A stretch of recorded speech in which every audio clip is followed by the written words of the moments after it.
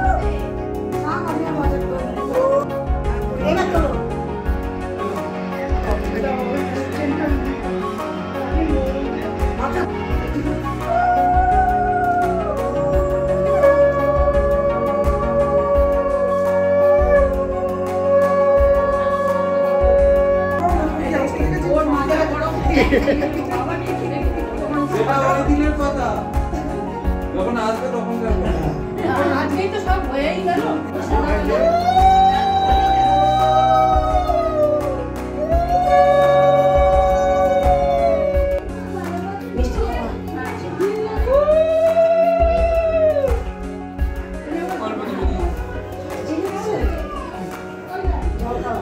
একটু তাকাও,